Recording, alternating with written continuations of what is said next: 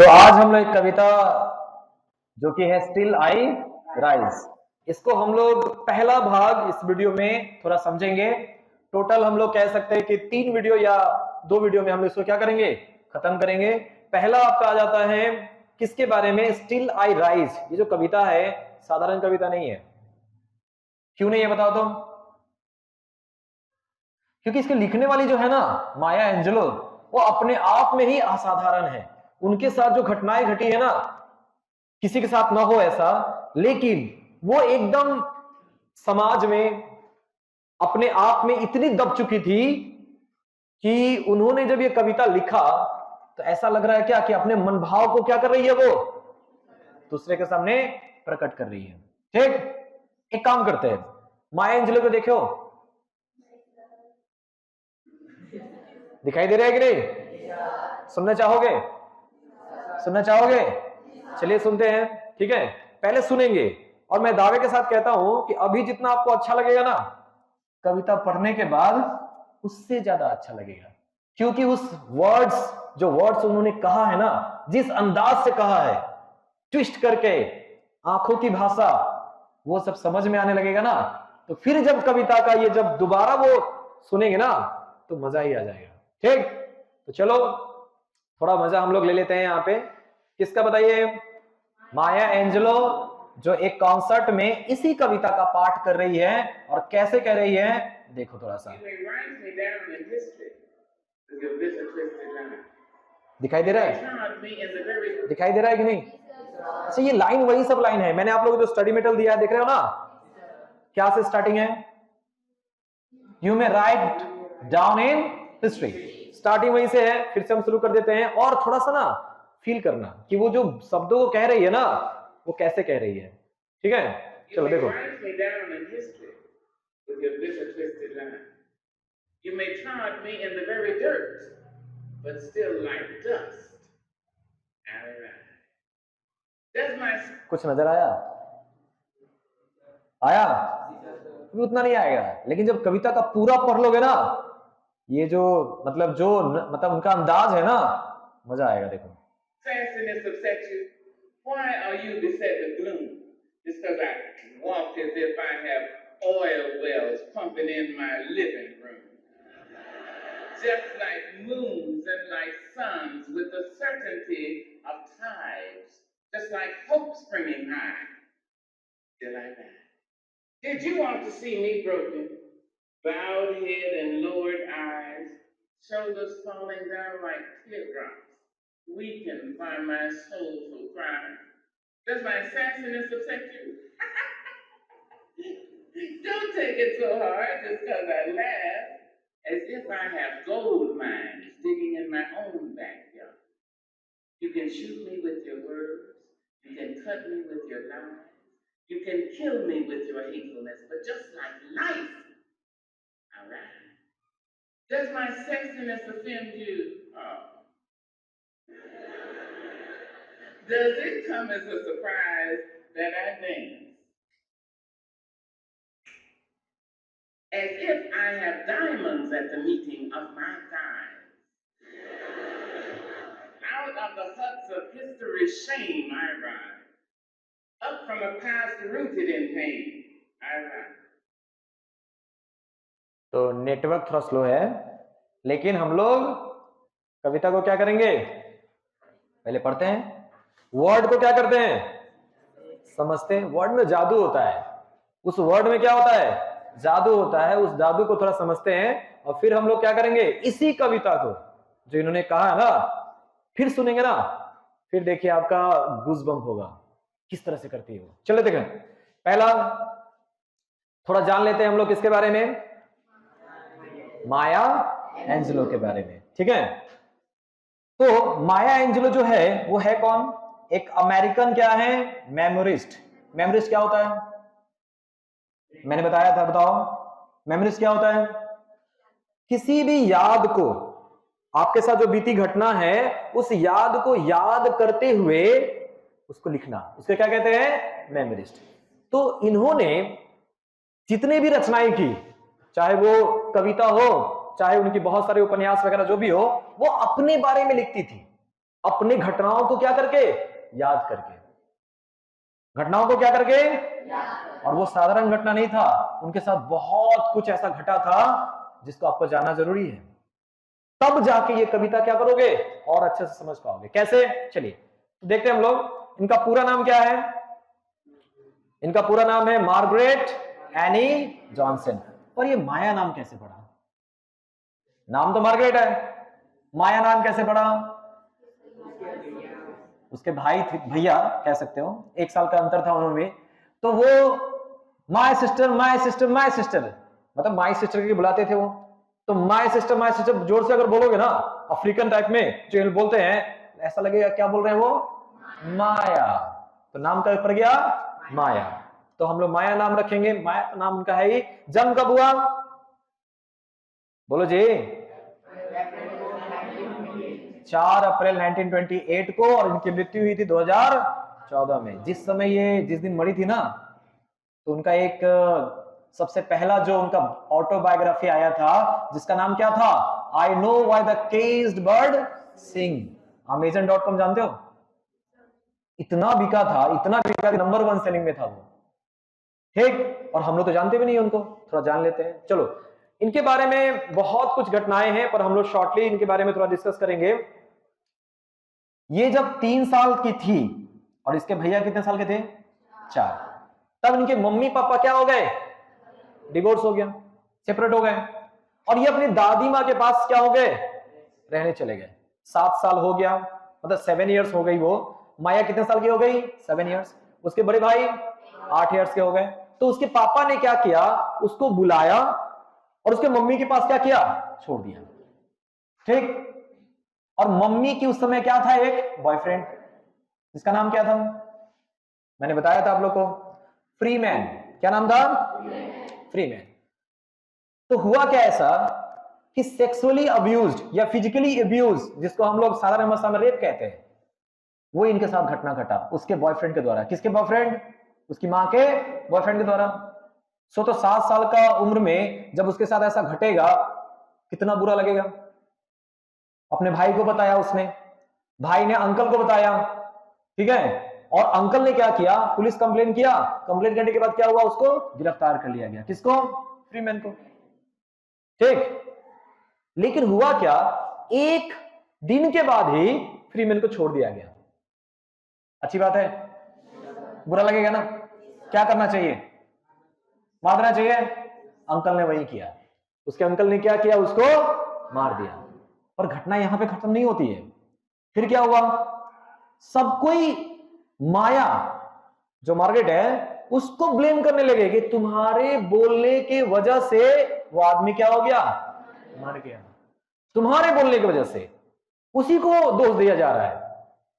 तो माया को इतना खराब लगा, वो बोली कि मैं आपसे बोलना ही बंद कर देती हूं।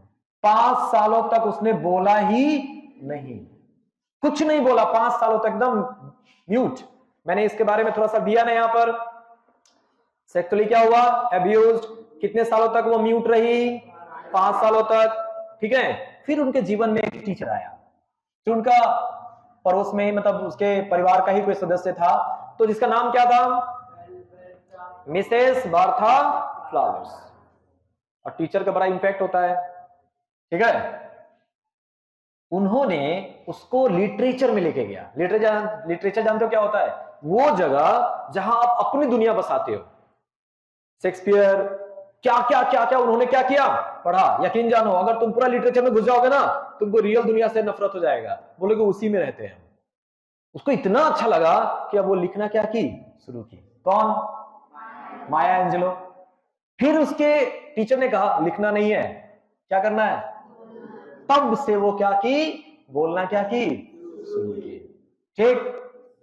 तो बहुत घटना घटी है कि नहीं उसके जीवन में। चलिए, इसके बाद हम लोग जानते हैं कि जो माया एंजेलो है, क्यों इतना ज्यादा फेमस है, क्योंकि अपनी कहानी को उन्होंने बताया। और साथ ही साथ एक और चीज के लिए भी है, आप देख पा रहे हो ये अफ्रीकन मुल्क की लग रही है कि नहीं, लग रही है ना।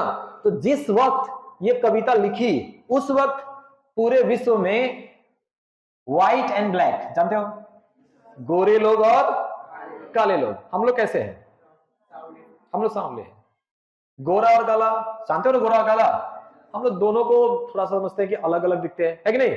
उनके बीच में एक सामाजिक बहुत बड़ा अंतर था। क्या अंतर था? क्या अंतर था? ऊंचे समझते थे और काले लोगों को क्यों क्यों सोचते थे ऐसे? अब क्या था? साइंटिफिक कारण दिया उन्होंने। क्या कारण दिया? साइंटिफिक कारण। क्या कारण दिया? कि दुनिया में ना ऊपर वाले ने जिसको बनाया ना जैसा, वो वही काम करे तो ठीक है। ठीक है? जैसे घोड़ा अच्छा होता है कि गधा? काम करने में कौन ज्यादा, कोई कैसे भी काम करवा लो गधे से। घोड़ा से क्या होता है? दौड़वाया जाता है क्योंकि वो मजबूत है, बहुत दूर तक जा सकता है, तो प्रकृति ने उसको बनाया है वैसा। उसी प्रकार से कहा जाने लगा कि जो ब्लैक लोग है ना, जो ब्लैक लोग, वो लोग शरीर से क्या होते हैं? बहुत मजबूत होते हैं। तो उसको बनाया ही गया है किस लिए? काम करने के लिए। और व्हाइट लोग दिमाग से क्या है? तेज है। तो हम लोग का काम क्या है? मतलब व्हाइट लोगों का काम क्या है? उससे काम करवाना।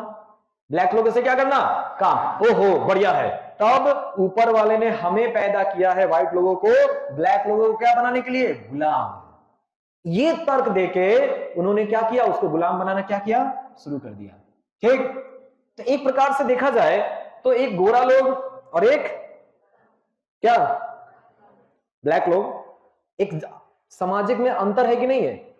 उसी को बराबर करने के लिए बहुत लोग सामने आए, जिसमें नेल्सन मंडेला, नाम सुने हो?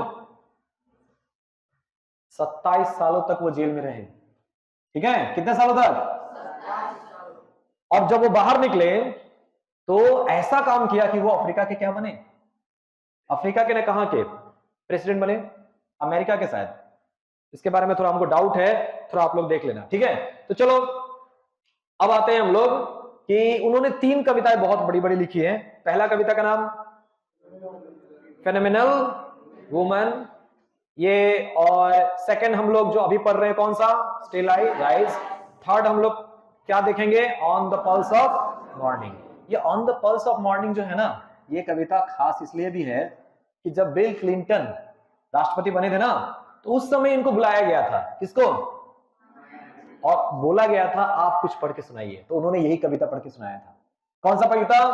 On the pulse of morning. अब थोड़ा समझ में आया कि हम लोग किसकी कविता पढ़ रहे हैं? साधारण है कि महान है? महान है ना?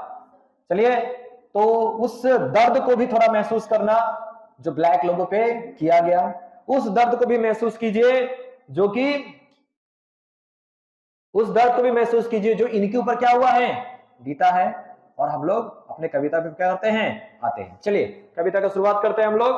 आप लोग यहां देख पा रहे होंगे।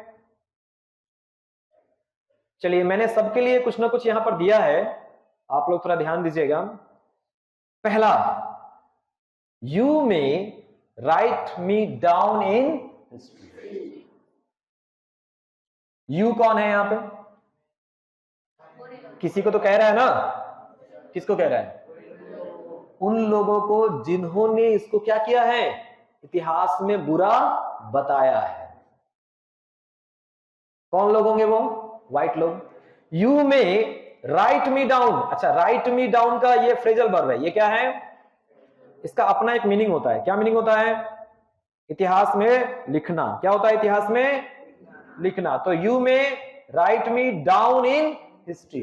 तुम मुझे इतिहास में लिख सकते हो। इतिहास में क्या कर सकते हो? लिख सकते हो। और तुमने लिखा भी है। पहले व्हाइट लोगों ने इतिहास लिखा। अब ये बताओ, इतिहास जो उन्होंने लिखा, ऊपर वाले ने तो इंसान बनाया ना, सबको बराबर का हक देना चाहिए कि नहीं? पर तुमने इतिहास में कैसा इतिहास लिखा है? देखो कैसा इतिहास लिखा है। विथ बीटर मतलब क्या होता है? करवा। क्यों करवा? बोलो। ए, उठो उठो। कौन बोला तुमको स्कूल आने के लिए? कोई बोला? क्यों आई है? पढ़ने के लिए। कल से नहीं आएगी, जाओ। बीटर है ना ये? खराब लग रहा है ना? लग रहा है ना? तो वो जीवन भर सुनती है वो, और वही बात सुनाया जाता है किसको? ब्लैक लोगों को। बैठो, मैंने तुमको नहीं कहा, एग्जाम्पल दिया, ठीक है? चलो, तो you may right me down in history. तुम मुझे मतलब सारे ब्लैक्स, यू मतलब व्हाइट लोग, राइट मी डाउन लिख सकते हो कहां? इतिहास में। कैसे लिखोगे? बिटर ट्विस्टेड, ट्विस्टेड मतलब तोड़ मरोड़ के, ट्विस्टेड लाइज, झूठ, तुमने मेरे इतिहास को झूठ में लिखा है। चलो एग्जांपल देख लेते हैं, कैसा कैसा इतिहास उन्होंने झूठ में लिखा है, ठीक है? देखो तो, एक मैंने दिया यहां पर साइंटिफिक रेसिज्म। क्या होता है साइंटिफिक रेसिज्म? बताओ। अच्छा, एक चीज हम लोगों ने छोड़ दिया ना, बताओ तो क्या? तो लोग बताते भी नहीं हो, हम लोग डायरेक्ट कविता पे आ गए, बीच वाले भाग को छोड़ दिया ना हम लोगों ने, पोएम का स्ट्रक्चर है नहीं? चलिए, तो पहला पोएम का स्ट्रक्चर है, इसको जान लेते हैं हम लोग, क्या है? Free verse. क्या है ये? बताओ तो फ्री वर्स क्या होता है? फ्री वर्स क्या होता है? जिस कविता में जो राइमिंग होती है ना, राइमिंग जानते हो क्या होता है? लास्ट का वर्ड बार बार मिलता हो, twinkle twinkle little star how I wonder what you are, star are ऐसे करके मिल रहा है ना, उसी प्रकार से इसमें लेकिन नहीं मिलेगा, लेकिन थोड़ा मिलता है, जैसे हिस्ट्री नहीं मिल रहा है, लाइज फिर क्या है? डर्ट फिर क्या है? राइज। तो लाइज और राइज मिल रहा है ना, लेकिन ये दोनों मिल रहा है नहीं, तो इसको क्या कहेंगे? Free verse. जहां मिलता है ना तो उसका अलग नाम होता है। क्लियर? तो पहला पॉइंट क्या समझे हम लोगों ने? ये क्या है? Free verse. सेकंड पे आओ, स्टांजा स्ट्रक्चर। स्टांजा का स्ट्रक्चर कैसा है? थोड़ा सा देखो तो, तुम लोगों को मैंने दिया है जो स्टांजा जो है वो किस प्रकार से, कितने स्टांजा में है? देखो,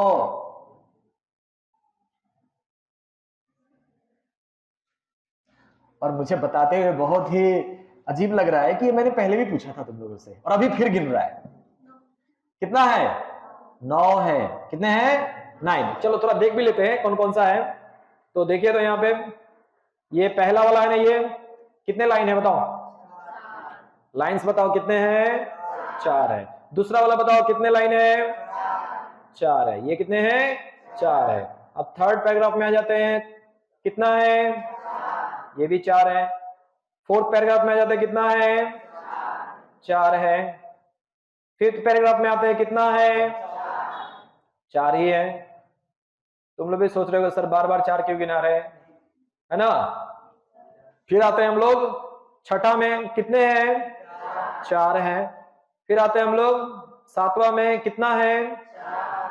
4 ही है ना? अरे भाई, हाँ, सातवां में कितना है? अरे 7। 7 वाला स्टांजा में ये है ना। 8वें स्टांजा में बताओ कितना है? 6 है। कितना है? 6 है। और 8वां के बाद 9वां वाला में बताओ कितने हैं? 3, 6 और कितने? 9 है ना? एक बात बताओ तो, क्यों ऐसा है? 4 4 चला गया, बाद में कितना हुआ? फिर कितना हुआ? इसमें भी कुछ खास बात है, बताओ तो क्या खास है? हाँ, कोई करके दिखाओ, आ जाओ। मैंने बताया था पहले, कोई करके दिखाओ तो मजा आएगा। क्या हो रहा है बताओ? मैंने बताया था, बताओ तो कौन करके दिखाएगा? बताओ, दिखाओ। आओ, चलो आओ आओ। अरे आओ जी, अरे यहां आओ, इधर आओ। चलो, सबको देखना भी जरूरी है ना, बताइए। चलिए एक काम करते हैं, दूसरा एग्जाम्पल से समझते हैं हम लोग, ठीक है? ठीक, तुम 4 लाइन की हो, ठीक है? तुम आओ, यहां खड़ी हो जाओ, जल्दी आओ, ये थोड़ी बड़ी है ना इससे। अच्छा, तुम भी आओ, आओ जल्दी, इधर आओ। छोटी है ना बड़ी है? हाँ ठीक है, इधर आओ तुम, आ जाओ। बड़ा दिख रहा है कि नहीं? थोड़ी बड़ी दिख रही है? चलो एक काम करते हैं, ये 4 लाइन, ये और ये, क्या हो रहा है यहाँ पे? क्या हो रहा है? हाँ, स्टांजा भी ऐसे ऊपर उठ रहा है ना, स्टिल आई देखो वो स्टिल आई राइज वाला फीलिंग आ रहा है। चलो आओ बैठो और मैं आपको दिखाता हूं कैसे। ठीक है, तो चार लाइन कैसे, मान लो कि हम इतना पे है। ठीक है, कितना पे है, इतना पे है, 4 4 गया, उसके बाद कितना 6, उसके बाद ऊपर उठ रहा है कि नहीं। तो कविता का स्ट्रक्चर भी कैसा है, राइज वाला है। कैसा है, राइज। तो हो गया, समझ में आया। नेक्स्ट बताओ कितना दिन में खत्म होगा कविता, देखते हैं। अच्छा, रिपीटिशन क्या होता है, बोलिए। रिपीटिशन क्या होगा, हर वर्ड ना बार बार आएगा। जैसे यहां पर राइज वर्ड जो है ना बहुत बार आएगा। ठीक है, ऐसा क्यों बार बार एक ही वर्ड को वहां बार बार दोहराया गया है। चलिए काम करते हैं, मुझे करना है, मुझे करना करना करना करना ही है। किसमें ज्यादा जोर पड़ रहा है, जो बार बार वर्ड बोला जा रहा है ना, है कि नहीं। तो इसका मतलब राइज जो है ना, जैसे जैसे कविता बढ़ेगा ना राइज की संख्या क्या होगी, बढ़ती जाएगी। चलो फिर आते हैं हम लोग कौन सा, रिटोरिकल क्वेश्चन। अगला पॉइंट क्या है, ये क्या होता है, वो सवाल जिसका कोई जवाब नहीं होता है, सवाल में ही क्या होता है, जवाब होता है, उसे क्या कहते हैं, रिटोरिकल क्वेश्चन कहते हैं। क्लियर हुआ। जैसे तुम लोग कविता में सुने होंगे वहां पर, क्या मेरी हंसी तुम्हें तकलीफ दे रही है, तो इसका कोई जवाब है, सवाल में ही जवाब है ना। क्या जवाब है, वो तो है, क्या मेरी हंसी तुम्हें तकलीफ देती है, तो तुम्हें तकलीफ क्यों हो रही है मेरी हंसी से, सवाल में ही जवाब है कि नहीं। तो इसको क्या बोलते हैं, रिटोरिकल क्वेश्चन। अच्छा नेक्स्ट, अगला क्या है पॉइंट, बोलो। Imagery and symbolism. अच्छा एक बात बताओ, इमेजरी जानते हो क्या होता है, कल्पना, है ना। हमारे दिमाग में बहुत कुछ मशीन ऐसा है, हम बोलेंगे तुम्हारे सामने दिखेगा, श्योर, ठीक। हाथी, चींटी, कुछ दिखा, हाँ, गिरगिट दिखा, नहीं दिख रहा होगा, या थोड़ा कंफ्यूजन हुआ। क्यों कंफ्यूजन हुआ, क्योंकि जब भी हम कह रहे हैं तुम उससे मैच करने की कोशिश कर रहे हो ना, हाथी बड़ा होता है, चींटी छोटा होता है, कबूतर उड़ती है, अब ठीक लग रहा है। तो ये होता है इमेजरी। तो जब तो कविता पढ़ोगे ना तो ये वाला फीलिंग आएगा, अरे हम सचमुच देख रहे हैं। किसको देख रहे हैं, जो दिखाने की कोशिश किया जाएगा। ठीक है, अच्छा चलो, सिंबोलिज्म क्या होता है, बताओ तो सिंबोलिज्म क्या होता है अजय, सिंबोलिज्म क्या होता है। यही कुछ कुछ चीज ऐसी होती है ना जो हम लोग सिंबलाइज करते हैं। जैसे कोई लड़की है सिंदूर लगा के चल रही है, क्यों, वो बता रही है सबको कि मेरी शादी हो चुकी है, अब किसी और के पास मुझे नहीं जाना है। सिंबोलिज्म हुआ कि नहीं। तुम जो ड्रेस पहने हो इसका कोई सिंबल है क्या, तुम रामझोरा बाजार हिंदी हाई स्कूल में पढ़ने आ रहे हो, है कि नहीं। ये जो तुम ये यहाँ पे लगाया वो क्या है, हाउस का, वो भी सिंबल है कि नहीं। कुछ और बात को डिनोट करना ना, तो सिंबलिज्म का मतलब होता है जो चीज होता है उसको कुछ और बातों में दिखाना, उसे क्या कहते हैं, सिंबलिज्म। अच्छा, rhythm and Cadence, rhythm and Cadence क्या होता है, रिदम एंड कैडेंस। अच्छा, कैडेंस और रिदम क्या होता है, किसी किसी बात पे जोड़ देना। तुमने जब वो वीडियो देखा होगा तो वो डट जब बोलती है तो कैसे बोलती है, बोलो कैसे बोलती है, ऐसे बोलती है, डट डट, जोड़ लगाएगा ना। यू मे राउट, अच्छा ऐसा बोलते हैं, you may write down, you may right me down in history, simple, you may right me down with your bitter twisted lies, you may trod me in the very dirt, but still I'll rise. ऐसे था ना, I'll, मतलब वो जो word है ना, वो word के साथ खेल हो रहा है ना, किसी को जोर से बोलना, किसी को क्या बोलते हैं, कैडेंस, कैडेंस क्या बोलते हैं, कैडेंस। लास्ट में आएगा climax and expansion. Climax last में आके ना, वो वीडियो खत्म नहीं हुआ था, ठीक है, जानबूझ के नहीं हुआ था, पूरा सब देखने में मजा नहीं आएगा, लास्ट के लिए छोड़ेंगे ना। उसमें लास्ट में कुछ करती है, वो ऐसा करती है, लगता है क्या कि वो जो व्हाइट लोगों को ना फेंक रही है, वो उठा उठा के क्या कर रही है, फेंक रही है। ठीक, तो चलो अब हम लोग आते हैं अपने कविता पर, जो कि आज नहीं होगा, फिर कब होगा, कल होगा। ठीक, तो कल हम लोग इस कविता को देखते हैं। मजा तब है ना जब एक में ही खत्म हो जाए। तो चलो दो वीडियो होगा, एक आप अभी देख रहे हो जो हम लोग थोड़ा सा बैकग्राउंड की तरफ गए माया एंजेलो के, फिर उसके बाद में पोएम का स्ट्रक्चर को समझे, और अब कल हम लोग क्या कंप्लीट करेंगे, पूरा का पूरा कविता। ठीक, ओके, तो आज के लिए इतना ही, थैंक यू।